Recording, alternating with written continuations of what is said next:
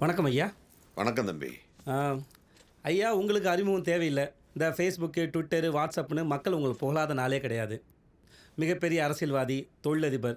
உங்களை பற்றி நீங்களே சுருக்கமாக ஒரு 3 வரியில் சொல்லுங்களேன் கேட்போம். நான் தீரன் மணியரசு. ஆ மக்கள் சேவை என் உயிர் மூச்சு. ஆ வாய்மையும் நேர்மையும் என் வழித்தடங்கள்.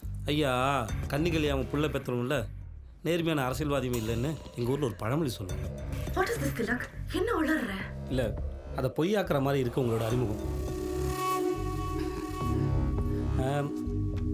தீரன் மணியரசே, ஏதோ ஒரு வீரமான நிகழ்வு பின்னால் தானே இந்த தீரங்கிற அடைமொழி உங்களை வந்து சேர்ந்துருக்கணும், சரியா? இது பளிச்சுன்னு கேட்க வேண்டிய கேள்வி தம்பி. பயப்படாம கேளுங்க. 15 வருஷத்துக்கு முன்னாடி அரசாங்கம் எங்க ஊர்ல சாரா கடையும் கள்ளுக்கடையும் திறந்து ஆறா ஓட விட்டுச்சு. குடிமக்கள்லாம் குடும்பத்தோட கஷ்டப்பட்டாங்க. ஏழைங்க கஷ்டப்படுறதை என்னால பார்த்துட்டு சும்மா இருக்க முடியல. அதான் கள்ளுக்கடையும் சாரா கடையும் கூட சொல்லி போராட்டம் நடத்தினேன். இது இந்த கள்ளச்சார பிரச்சனையா 2004 தருமபுரியில் உங்களை கூட கைது பண்ணாங்கல்ல? ஐ திலக், முட்டாள். என்ன பண்ற நீ? ஐயா, இது தருமபுரியில் தான் நடந்தது.